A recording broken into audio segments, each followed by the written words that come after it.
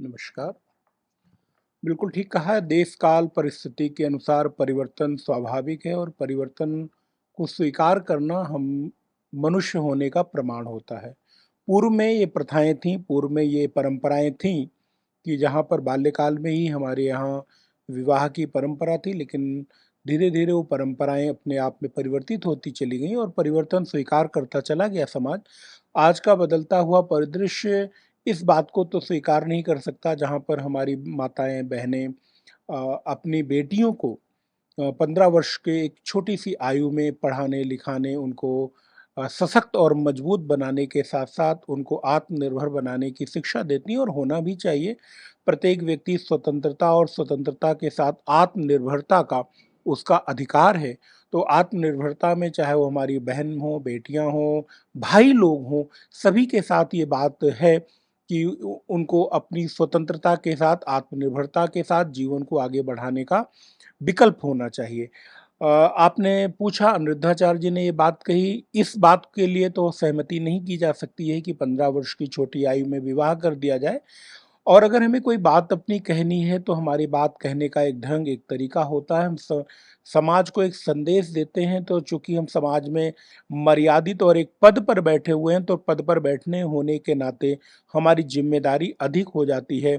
हमारे द्वारा कहा गया, हमारे द्वारा किया गया, हमारे द्वारा आचरण और व्यवहार के प्रत्येक चीज़ों का प्रभाव समाज पर पड़ता है। इसलिए जो भी इस तरह के धर्माचार्य हैं, जो भी इस तरह के पद पर आदर्श वान व्यक्ति हैं, बैठे हुए लोग हैं, उनको अपने व्यवहार, वाणी और विचारों पर संयम के साथ समाज को एक संदेश देने का प्रयास करना चाहिए। हम हज़ारों लाखों लोगों को संदेश देकर उनको सन्मार्ग धर्म पर चलने का प्रेरणा करते हैं, तो इसलिए हमारा हमसे अपेक्षा भी बहुत अधिक हो जाती है कि हमारा प्रत्येक व्यवहार उचित होगा, जो समाज के लिए आदर्श प्रस्तुत करेगा। इसलिए हम अनिरुद्धाचार्य जी के इस बात से अपने आप को सहमत नहीं करते हैं कि 15 वर्ष की छोटी-सी आयु में विवाह हो जाए। हमारी माताओं, बहनों, बेटियों को अपने पैरों पर खड़े होकर आत्मनिर्भर और स्वतंत्र जीवन जीने का अधिकार होना चाहिए। तो सबसे पहले तो हम आपको इस बात का निवेदन आपके माध्यम से बहुत सारे लोगों को करना चाहते हैं कि हम अपनी बात को बहुत संयमित और बहुत ही मर्यादित तरीके से कहें। गीता में कृष्ण कहते हैं, यद्यत आचरति श्रेष्ठः तत्तद्देवो इतरो जनाः स यत् प्रमाणम कुरुते लोकस्तदनु वर्तते। अर्थात समाज के जो आदर्शवान लोग हैं, वो जैसा आचरण व्यवहार करते हैं, उनके पीछे उनके अनुयायी, उनको आदर्श मानने वाले लोग वैसा ही करते हैं। इसलिए अपनी वाणी को संयमित करते समाज को एक संदेश दें। इस बात के साथ सहमति नहीं की जा सकती है और ये बात बहुत ही चिंतनीय है। अगर एक पद पर बैठे हुए व्यक्ति इस तरह की भाषा का प्रयोग करके, इस तरह के शब्दों के साथ कुछ बात कह रहे हैं, तो उचित नहीं है। लेकिन हाँ, 2 चीज़ें हैं। पहली तो ये है कि शब्दों पर ध्यान दिया जाए कि कहा क्या गया। दूसरी तरफ है कि भाव पर ध्यान दिया जाए कि कहने के पीछे लक्ष्य क्या है, कहने के पीछे उद्देश्य क्या है, कहने के पीछे मंतव्य क्या है।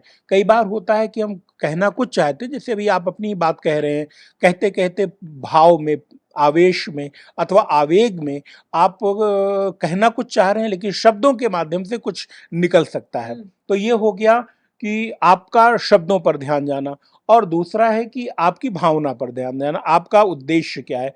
तो मुझे लगता है उनका उद्देश्य बिल्कुल ठीक है कि समाज में एक सकारात्मकता जानी चाहिए, समाज में एक व्यवस्थित जीवन जीने के लिए हम सबको आदर्श प्रस्तुत करना चाहिए। लेकिन हाँ, शब्द का चयन उचित नहीं है, शब्दों के चयन पर ध्यान देने की आवश्यकता है। हमारा प्रत्येक शब्द लोगों को प्रभावित करता है, क्योंकि शब्द का जो प्रभाव है बहुत काल तक हमारे हृदय में रहता है। तो ऐसे शब्द जो हमारी माताओं बहनों को आहत कर रहे हैं, इससे बचना चाहिए। लेकिन अपना संदेश आपको जो देना है, वो आप संयमित और मर्यादित भाषा में, भाव में आप दे सकते हैं। तो आप उनके शब्द के साथ साथ उनके भावों पर भी अगर विचार करें, तो हमें लगता है कि समाज में एक सकारात्मकता का संदेश हम लोगों को सबको मिलके करना चाहिए। और हमारी माताएं बहनों का जो आजकल एक प्रभाव देखने को मिल रहा है, बहुत कुछ कहने की आवश्यकता नहीं है, वो कहीं न कहीं चिंतनीय है।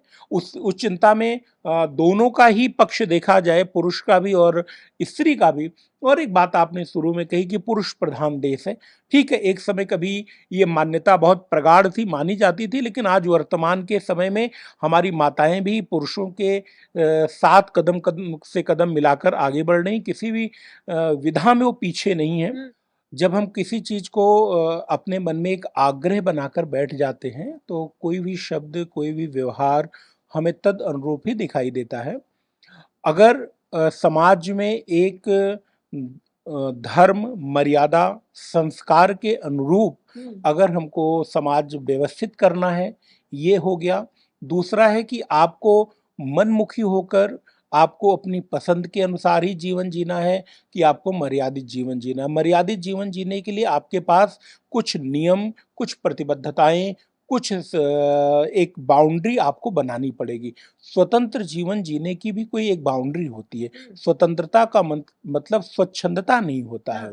किसी भी तरीके से आप जीवन जिएँ, इसको स्वतंत्रता नहीं कहते। स्वतंत्रता में भी आप देखिए हम आपको एक जस्ट समझाने का प्रयास आपके माध्यम से कर रहे हैं। स्वतंत्रता का तात्पर्य क्या? स्वतंत्र, तंत्र माने होता है नियम। अपने नियम में रहना ही स्वतंत्रता है। अर्थात स्वतंत्रता में भी कहीं न कहीं नियम है। स्वतंत्रता में भी कहीं न कहीं एक बाउंड्रीज़ हैं। स्वतंत्रता में भी एक कहीं न कहीं आप किसी विधा को लेकर, किसी मर्यादा को लेकर जीवन जीते हैं।